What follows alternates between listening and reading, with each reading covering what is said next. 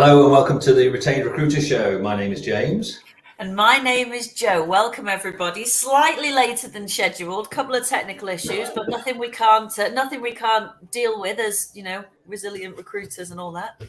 Yeah, we've put some money in the electricity meter, so we're going to keep on going. But anyway, we're delighted today to be joined by two excellent guests, Ian Parsington and Sean McCauley of the HST Group. So thanks very much for joining us today, guys. Sorry about the little technical hitches. All that, Aaron, nothing to do with you.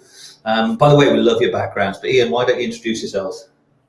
Yeah, my name's Ian, and as I say, we've for HST Group, we've been going for about 18 months now. My background is in job boards. Prior to HST Group, I run a job board business called Simply Job Boards for 15 years. Came out of there just around COVID time. Did some consultancy work, met Sean, and HST Group was born in December 2021. And the rest is history. So, history and future. Well, let's hope you're making history. Sean, what about yourself? What's your background? Afternoon, guys. Sean McCauley here. I have been in recruitment for just over 2 years. Feels longer. I think I had hair when I started. My wife was quite timid that I didn't. So prior to that, my background outside recruitment was in sort of marketing technology, helping businesses use marketing to drive more traffic to their websites and sell more products, essentially within e-commerce. So I took the dive into recruitment to try and help shine a light of transparency on the process and everything good around that. And as Ian said, HST was born, and we've had a reasonably good start so far. Good. Well, listen, looking forward to it. Ian, just one little thing. So prior to HST starting in December 2021, you're running Simply Jobs, the job board. Yeah, job board, yeah. Were you in recruitment as well, or just running job boards for? No, pure job boards. Pure. Okay, so you're new to recruitment as well, then, in many ways. No, my history prior to that was within a recruitment agency, but it was mainly contract recruitment, commission engineers and things like that. So I fell into recruitment as a lot of people do. I fell into job boards. I fell into HST Group. I'm still working out a plan yet of what I'm going to do. He'll stop falling soon, and he'll put his feet on. I'll come up with a good plan eventually. Yeah. Do you know what I always think? We use the word fall, and we should replace it with the word gravitate, because I think that makes it sound a much more sort of premeditated approach. So yes, you gravitated, and then not long ago you gravitated over to us here at iIntro as well, didn't you? So we've not been working with you for very long, but obviously your results so far have been astounding, which we want to talk about today. But tell us a little bit about sort of pre-iIntro, what you were doing, so the model you were working in that kind of 12 to 18 months before we joined forces, and your market as well. Yes. Shall I go, Sean? Yeah, we'll kick off. So basically, we've always had we always wanted it to be that we weren't stuck on one revenue stream as a new business. Privately funded. We made money, we spent money, we made money, we spent money. We didn't go out and get a load of funding or anything like that. We always wanted different revenue streams. So we've done a managed service. We've got a managed service where we just do advertising on job boards. We've got a job board business ourselves. We've got some great technology where we can geo-target candidates and run geo-targeting marketing campaigns for employers. We do traditional contingency recruitment, and we focus mainly on the professional services industries, primarily at the moment within the legal industry. And all three of those elements have worked really well. I think where we got to the stage in terms of more of a retained offering was two reasons. One is because we were mainly focusing on legal support roles for our contingency job board advertising and managed service, because it was easier business, if I'm being honest. But there's a lot of law firms who can do a lot of that stuff themselves, and we wanted to move more into the solicitor recruitment, which is obviously a lot more in-depth, longer term and what have you. And also, in complete honesty, I got sick of working for free in contingency recruitment. It was really, really alien to me. Working in a job board business and what have you, it was really alien, where we do a lot of hard work getting a client on board, do a lot of good work with candidates, and for various different reasons. I know this is a story that everybody knows, but a lot of different reasons. Oh, we've changed our mind, or we're going to go a different way. And it just got to the stage where I said to Sean, I don't want to do this anymore. I want to do something different. and Sean was the same. You know, it wasn't just me. It was, you know, Sean was of the same mind really, and that's where we started to look around and got in contact with you guys. Yeah, Sean, you said something earlier, which was you focused on, you wanted to shine a light on the sector and the transparency. Why don't you elaborate a little bit more about your feelings about the market that you've entered over the last couple of years? Yeah, certainly. I quite enjoy talking about this because, in my mind, recruitment isn't particularly difficult. People might raise their eyebrows and think, well, you know, are there no trade secrets that we need to give away on how great we are? But the reality is that recruitment isn't that difficult. Just the problem is that people don't generally want to do it and don't want to follow the process properly and don't want to give the time dedicated to it. So although there's the internal teams and they're very, very good, often some roles are overlooked or aren't given the details and the requirements and the time they need. So they go out to agencies. As Ian alluded to before, many of the problems occur when agencies are working for free. So they're given a role, they need to go and find a solicitor or a paralegal or a marketing director, and they'll work very, very hard for a period of time to try and find those people. And then when they realize perhaps they can't, for many reasons outside their control, they'll stop working the role. But they have no commitment to the client to tell them, hi, we worked your role for 2 weeks, we worked our hardest, you know, we're very, very good at what we do, we just couldn't find that person for you, and they just disappear.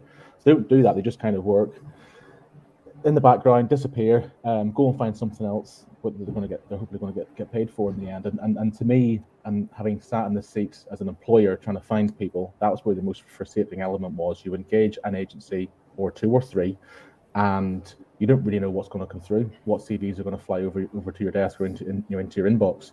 So for us, it's a lot about the process, being very transparent on the process that we go through. Again, we do highlight it's not difficult. Our employers could do it themselves. We will never hide away from the fact, but we give it the time and effort and dedication that it deserves to find the right people for the organisation. And of course, we have tools and techniques and bits that help, but fundamentally, we're not superheroes, although who knows. But it is a lot about transparency for us and just making the customers aware of the process we're going to go through and the timescales to expect and the market as it is today. Because again, the one thing we can't control is the market, how quick candidates are going to respond, who's available for a role and who's not available. So yeah, that transparency piece, which is what the T stands for in HST, is really important for us. Yeah, I think you make some really good points there, because one of those points, I think, it's refreshing to hear. If I was an employer sitting and listening to this, you're saying, actually, I can do what you do. But I suppose what you're saying is I can do it better than you. I can do it more efficiently than you, and I can do it more cost effectively than you.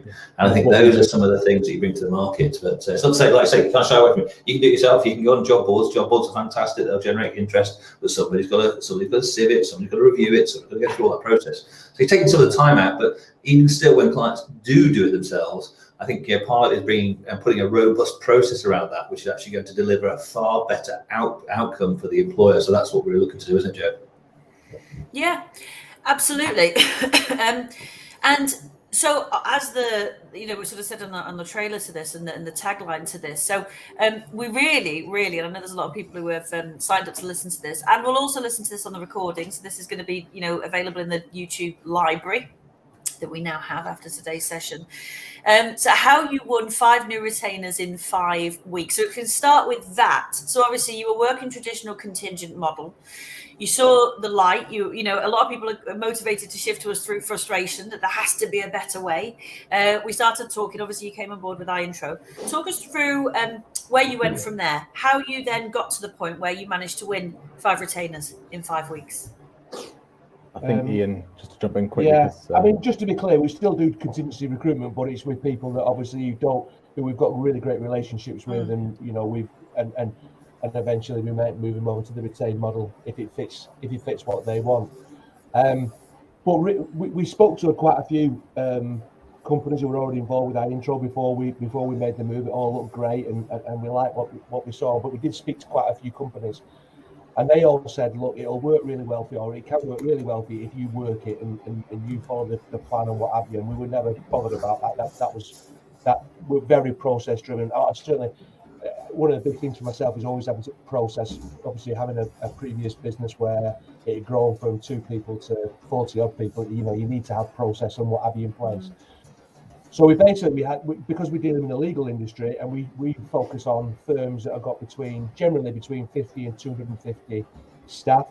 that's a really good number for us. They're not too small, they're not too big. We made a list of those firms. We followed the basically a lot of the sort of the sales plan and outline of the sort of the monthly schedules and what have you.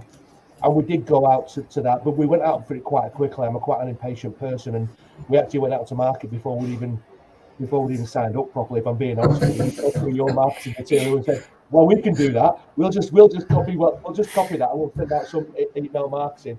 And we got a few people who were interested. We did a. I mean, James was good enough to sit on to help us with the outline of a demo before we'd even sort of got everything set up, really.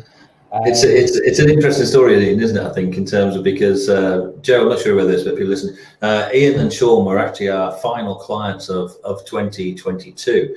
They could have been our first client of 2023. It was just around the Christmas, New Year's Eve, not Christmas Eve. So they came in, and obviously, we hooked up on the first few days of January. And these guys, as I said, Ian's indicated he's an impatient guy. I mean this positively, by the way. Ian's an impatient guy, and he said, "Listen, when's the training program start?" And I think I'm going to say it starts on the 14th of January, just because obviously the New Year piece.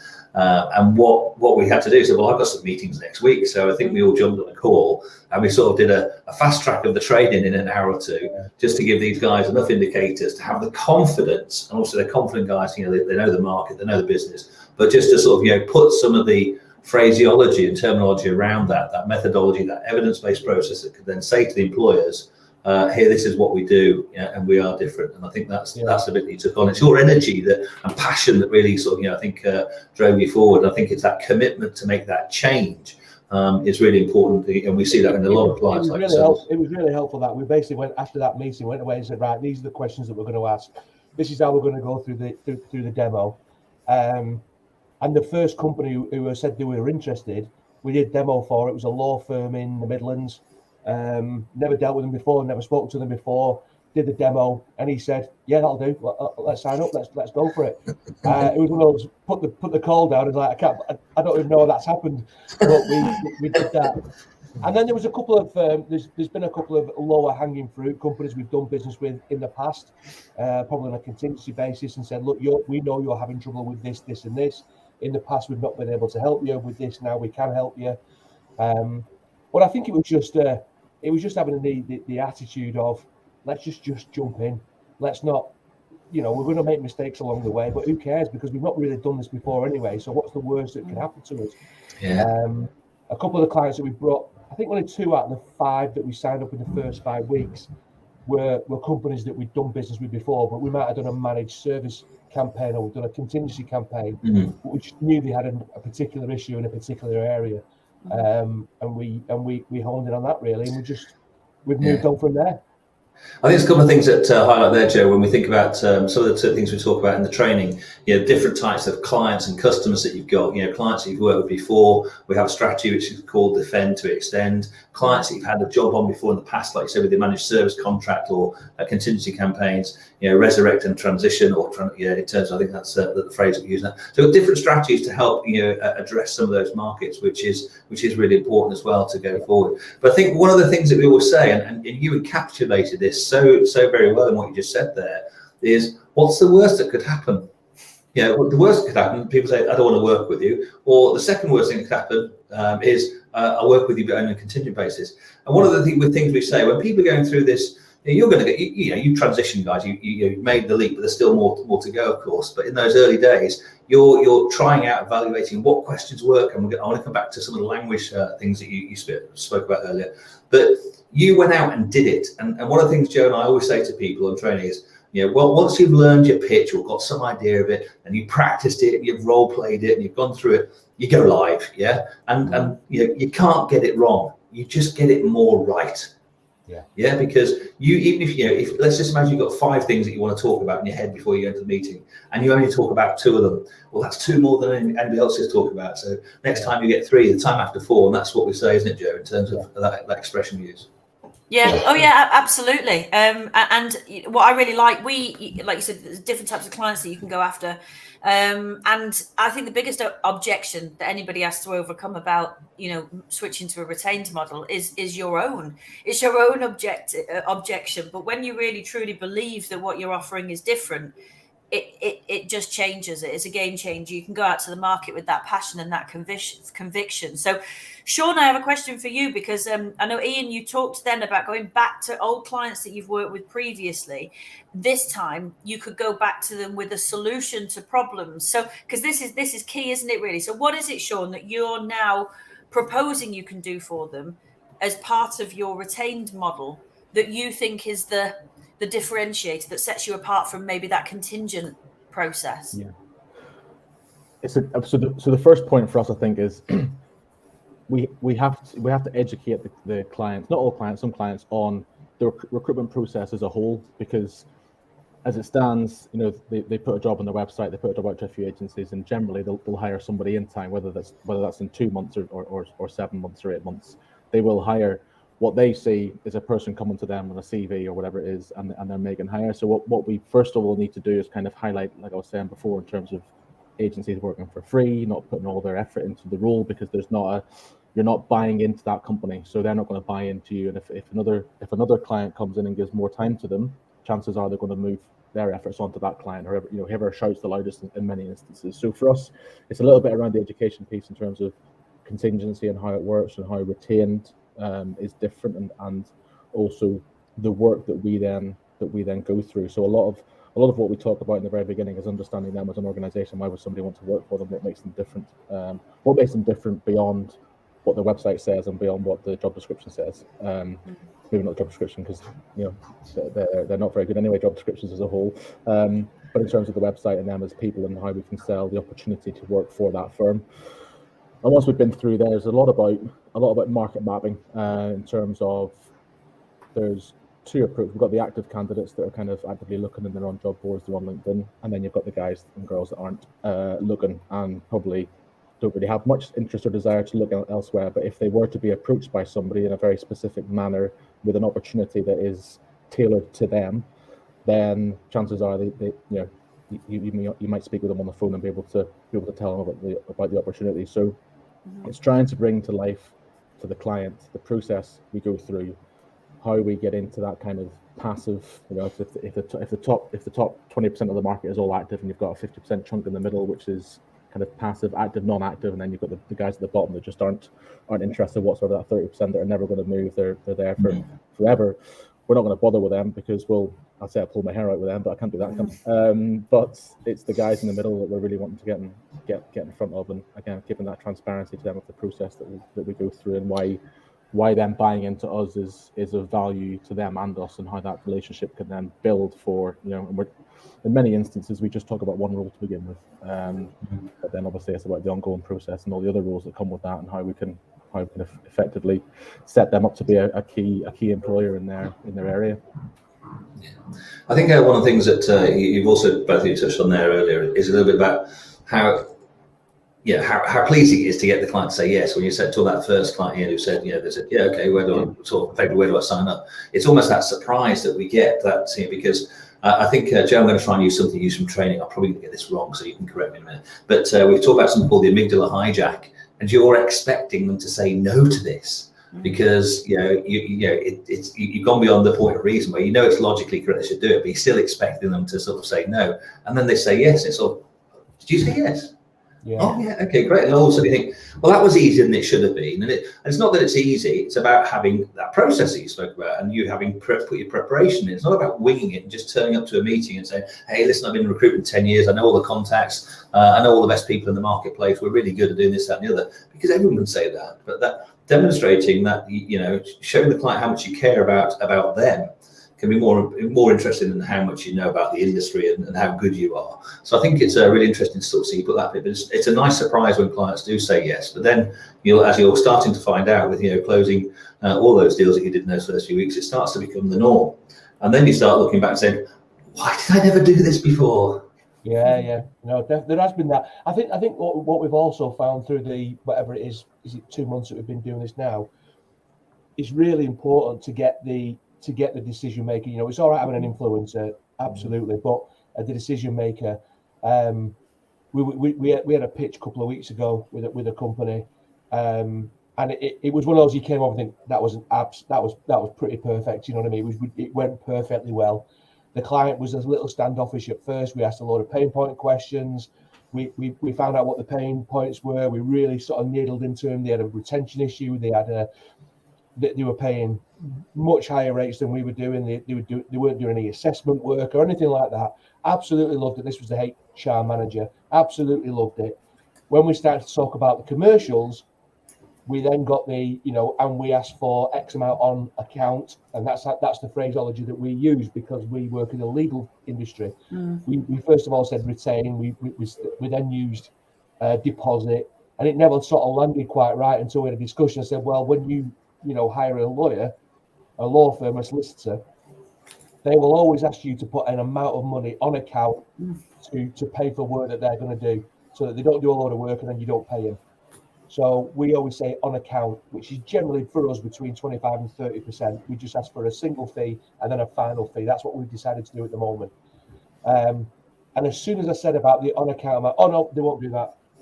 It was one of those straight away, I've gone from, this is absolutely brilliant, this is manna from heaven, I've never seen anything like it, so no, they won't do that. Well, why won't they do that?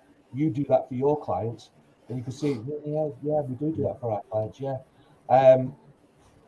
Eventually, they didn't sign up, and the reason why they didn't sign up is because the person who was going to have the purse strings, even though they were invited on a number of occasions, didn't see the value of coming to that meeting to see how we can help them out. So it's one of those when you walk away and go, okay, well, for now it's a no, but in the future you'll come back when you keep losing staff and what. And they will come back. Yeah. Absolutely, yeah. It's definitely that one was definitely one of those not for now. When you see the error of your ways in 6 months' time or whatever it may be, we'll talk again. Yeah. I think that's really important. I mean, we've put that you've got a 70% pitch success rate, and people might think, well, that's not 100%. Why would you put that up there? Because not all clients are going to convert. Not every mailer is going to turn into a conversation. Not every conversation turns into a meeting. And meetings, I know you guys, that's what you're going out and getting. You're closing for meetings where you're doing the full client consultation and the demo, but not every client meeting is going to close. And nor, even if they want it, sometimes we don't want them as a client, because that's the two-way assessment. We've got to choose our clients really carefully. But I think it's really important what you say is that you've got to be realistic that this is great. This is a great proposition that you're going out there with. And logically, clients will clearly be able to see the difference, but they might just not mentally be there yet. They might not be ready for this.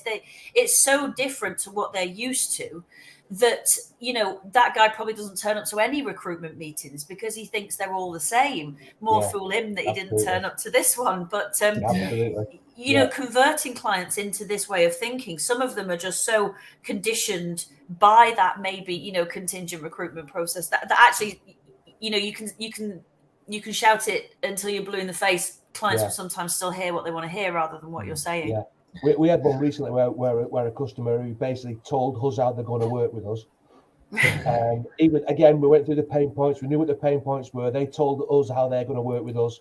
Brilliant. And we didn't even get to the stage of pitching it. There was no point. The guy wasn't, like I say, wasn't ready. No. The person was ready to do it the way they've always done it.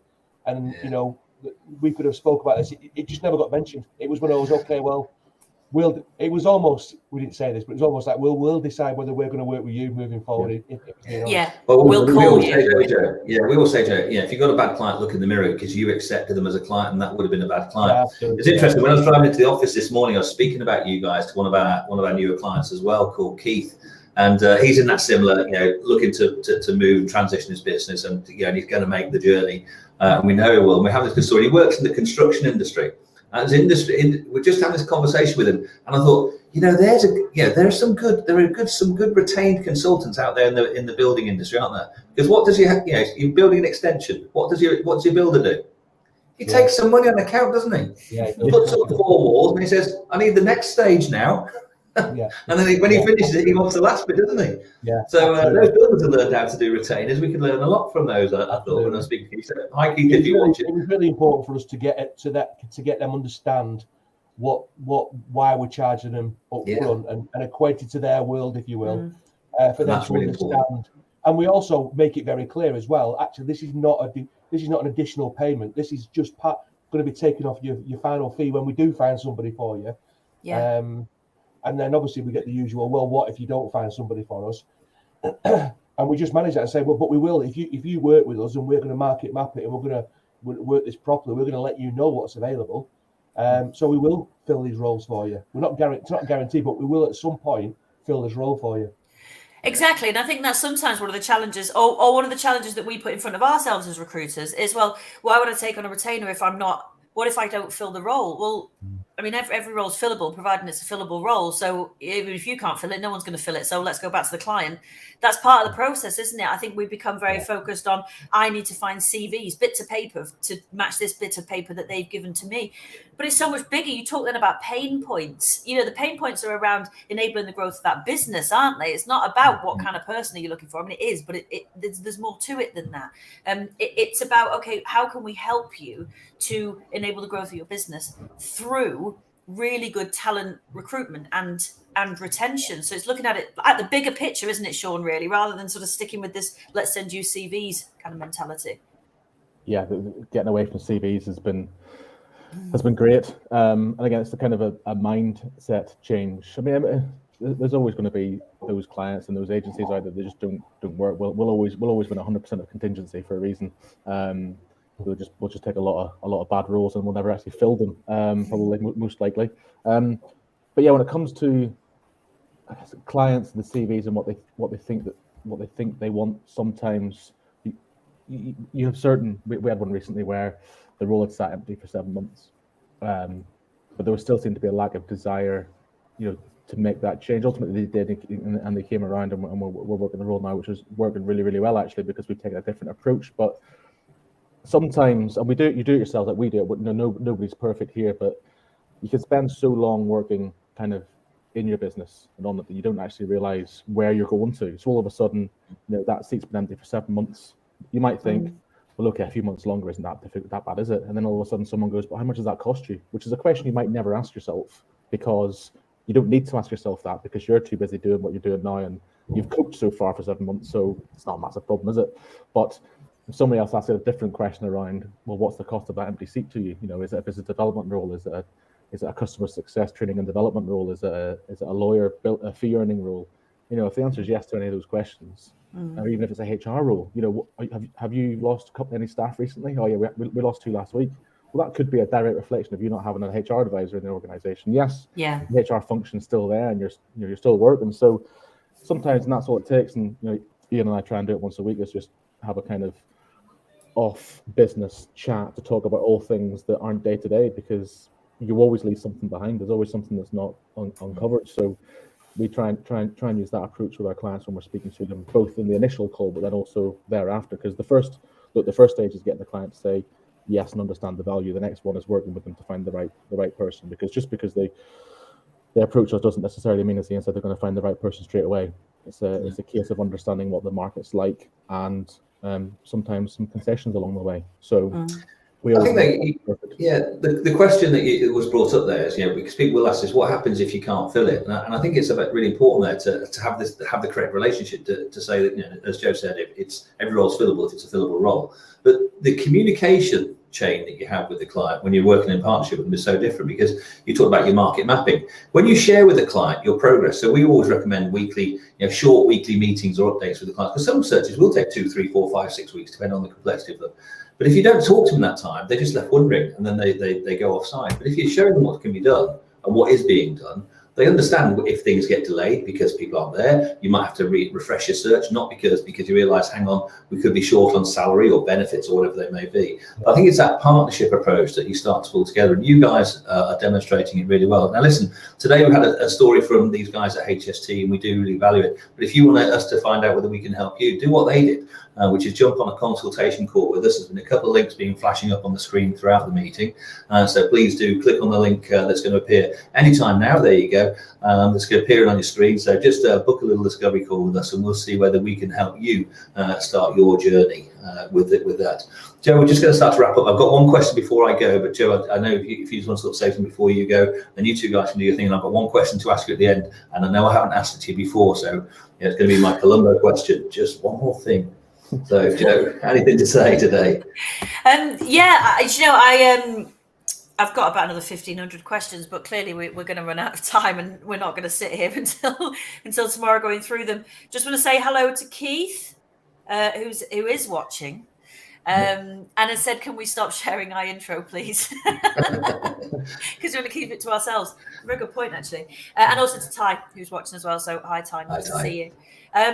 I think we're going to have a lot of people, and this is always the case. You have a lot of people who watch these things, and they kind of give themselves a bit of convenient narrative as to why they can't do what you guys have done. So, we work in a different market. Maybe it's because legal is different, or because you've only been doing it for a couple of years, which no, you haven't. You've got more recruitment background than that. But if you were to give one piece of advice to somebody who is either sat in a business full of consultants, or sat on their own, wanting to branch out into retained, what would your advice be to somebody to get them started?